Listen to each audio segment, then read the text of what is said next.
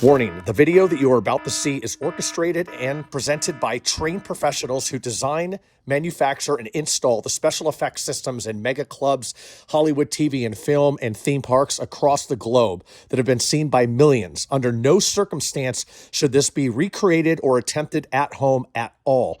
These are safety concerns, and this video is brought to you to create public awareness of a serious topic regarding cold spark machines.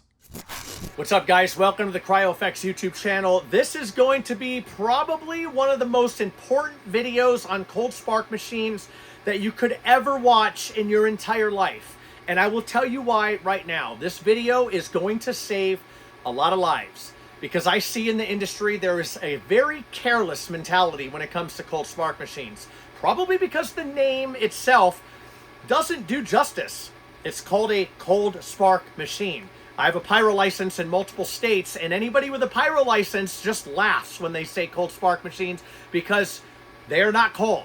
They are sparks. It's like an oxymoron when you say cold spark machine or cold sparks. Sparks are hot. If you've ever used a grinder on a piece of metal and you've had sparks fly off, if they hit your foot, they will burn through your shoe. They will burn your leg. They will burn and catch anything on fire that they touch. So then why are cold sparks out of a cold spark machine any different? Well, don't just take my word for it. On this video, we are actually going to show you 2 live demonstrations, and these demonstrations are vitally important. So definitely stop what you're doing, put your phone down if you're on your computer, and focus on what I'm about to say, because this is extremely important. Fire departments are probably going to be watching this as well, and I encourage you to reach out to us because I will gladly give demonstrations on this anytime that you ask. Why? Because safety is first and foremost. Safety is always first and foremost, and what we are doing in this video, we are trained professionals, and I say we because I have staff off to the side here. My staff has fire extinguishers. We have multiple CO2 tanks in this small environment here, and so what I'm about to show you is a controlled demo. The controlled demo is going to show you 2 things. One of them, that cold sparks are actually not cold.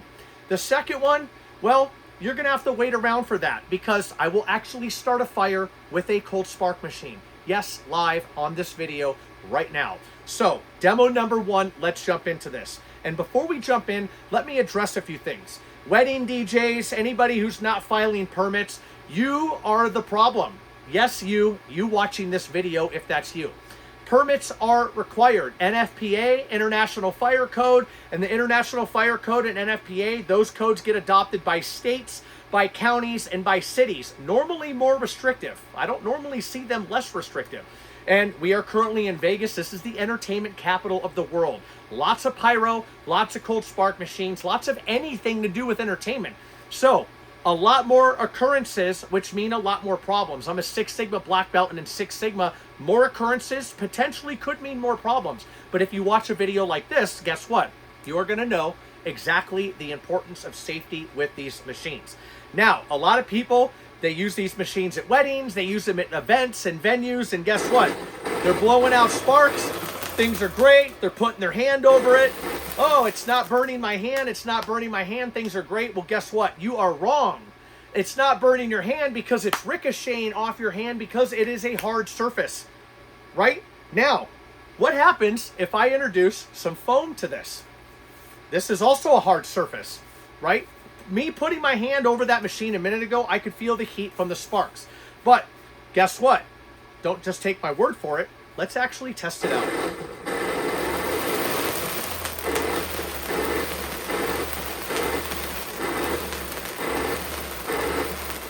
Now what's happening here? We have styrofoam that's completely melted away. See this? It's actually a hole in the styrofoam. So if cold sparks were actually cold, well, then why is it doing that? This is a hard surface as well, but this material that it's made out of will actually take a back seat to the heat coming off of the sparks. So you think that cold sparks are cold, but they are not. So now that I got your attention, which is perfect, that's exactly what I wanted to do. All right, now we're talking. This matters Because when you go inside and you use these spark machines in environments where ceilings are low, where ceilings have things that could catch fire on them, right? Where spark machines, if they blow out to the side, are blowing onto people or around spark machines, and they are blowing on the people. Girls that have hairspray in their hair, your hair will catch on fire.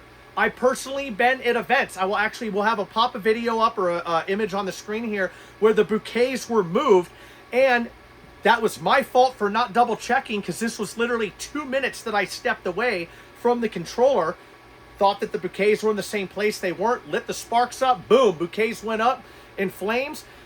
My heart literally came out of my back end. Why? Because that could have caused another California wildfire. All right, everything was permitted, but guess what? That was not only an oversight on the operator, but people moved the bouquets when they weren't supposed to, and they did it against what I told them not to. I stepped away for 2 minutes, and they moved the bouquets. All right? So you as the operator must always check the spark machines. That's why you have a spotter. The operator's in one area. Whether you're a license holder, a pyro license is normally needed to operate these things, and a permit is normally needed to be filed in order to use these. All right, some people use them outside in their backyards, or you use cold spark machines or cold spark fountains at your weddings or whatever else. Guess what? All the DJs that are doing it, you are actually ruining it for everybody else in the industry. Because although you're getting paid your couple of $100 or $1,000 that you're doing the event with, you are putting everybody at the event on game and at risk, high risk. There's actually a video, if or my editors can find it, we'll pop it up on the screen right now. Spark machines went up, they caught the entire ceiling on fire, and people died in that, unfortunately. Bless their soul. It's a very serious matter. So now I know we are at the point where you want to see the big shebang, right? Why this is important before I get to that. You clearly seen that sparks will go ahead and they will actually burn holes completely through the styrofoam. Let's give you another closer look just in case you don't believe me. There's a lot of naysayers out there, and you know what? I'm not going to double dog dare you do anything, because I know what the capacity of these machines are, and when you don't use the machines right, that's why there are problems. That's why when you file a permit, they need to know 15 feet away from the audience, 15 feet away from performers normally, but performers have insurance and they know that sparks are going to be working, so nobody's face over the spark machine. They need a height of at least 10 feet higher than the spark machine goes. That way the spark machine's not blowing into the ceiling or catching anything on fire. Is there anything on the ceiling? If so, is it fire retardant? Has it been treated with fire protection, right? What's going on with that? The ceiling or the ground, the floor, the stage, the skirts on the stage, the equipment, the furniture, all of it. Fire departments want to know this. By the way, that's what's all required when you are filing a permit on these things. Don't even try to file a permit if you don't have a license or you're not a verified company to do that. Contact somebody like us. We can help you. Shameless plug. Or contact a local company, because fire departments want to make sure they are dealing with professionals, not people who are taking machines and blowing machines right next to like equipment and things and all this other stuff that it could have a problem and could catch a fire. But I know it right now, the naysayers on the video are talking about, oh, well, sir, you're doing this inside and you're doing it. Yes, we have yellow Class D fire extinguishers off to the side. We also have regular fire extinguishers with my other staff off to the side. We also have probably 2,000 pounds of CO2 in this warehouse that will completely extinguish any fire in a matter of seconds. So, and I have multiple team outside this video. So yes, we are taking safety precautions on this. Now, without further ado, you've heard me talk enough. File the permits. Make sure you run the permits. Make sure people are safe. It doesn't just stop with the permit. It stops with you. Your decisions make you liable for anything that happens. All right? Anything. If somebody dies, that's your problem, and I guarantee your insurance is not going to cover it. We have $10 million liability insurance, all right? Because I put CO2 systems in venues, and that's an asphyxiant. A lot of people can die if that system malfunctions, right? But a death is $5 million or more as a payout most of the time. My insurance agent says, if you don't have $5 million coverage, guess what? RIP, hang it up. I guarantee you as a DJ, or you as somebody who is a low-end production company, low-end meaning low scale, not like you're bootlegging anything, I would hope not. don't bootleg these machines. Don't bootleg and try to circumvent the process of filing permits, having safety, having a pyrotechnic license holder on standby and using that and watching and making sure you're on the side of the stage, looking at who's around it, 15 feet between the audience. There's so many things that go into this, and we have other videos on our channel. I know I just got through that because it's all important. All right? Extremely important. So now what we're going to do here is this. This is General Premium Paint and Epoxy Remover. You could buy it at Home Depot, right? There's nothing special about this bottle. And this is a piece of paper towel. There's nothing special about this piece of paper towel, is there? No. But what we are going to do here is spray this epoxy on this paper towel. All right? We got enough of it on there. Shake some of that off. All right?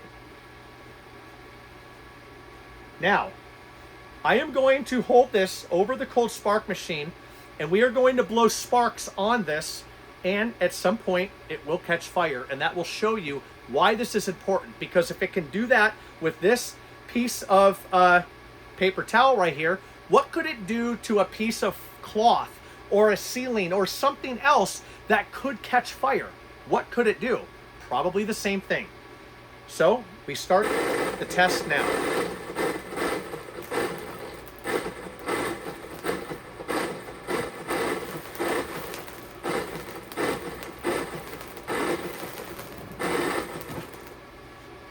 And there you have it.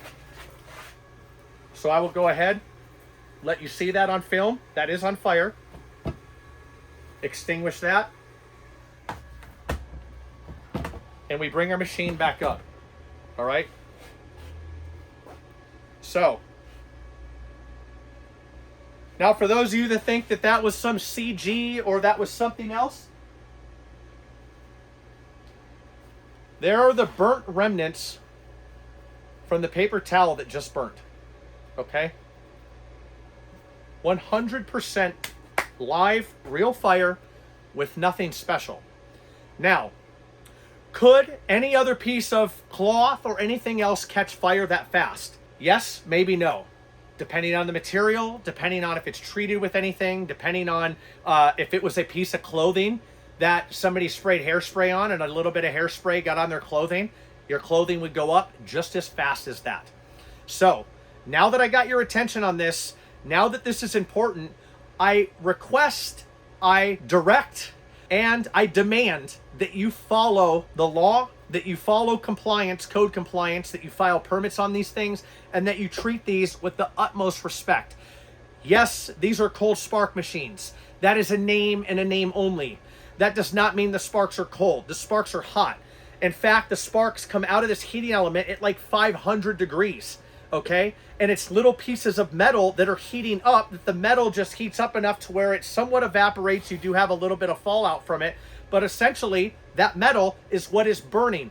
So if anybody out there, if you were to win a bet somebody, do not try this at home. We are trained professionals with pyro licenses, and my staff off to the side, many staff in different locations with CO2 tanks, 2 different types of fire extinguishers, but all of this is controlled.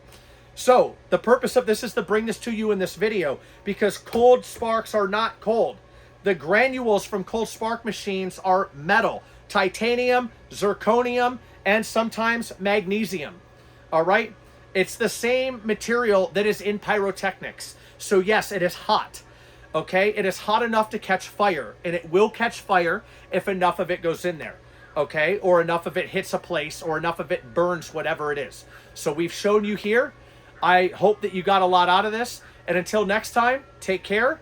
And guess what? Leave a comment below. Let me know what your thoughts are. And if you learned anything great from this video, I implore you to do your research on this. We have many other articles on our channel, many videos on this channel, and please do me a favor, right? Do yourself a favor, do everybody else the favor, because the people that want this knowledge to be known are the people that hit the subscribe button.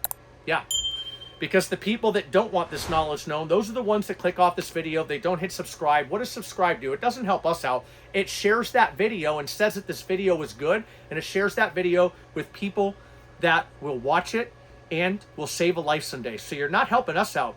you're paying it forward and you're helping out somebody else that would probably use these machines in a negative way and not follow safety protocols on this, and that would be very problematic.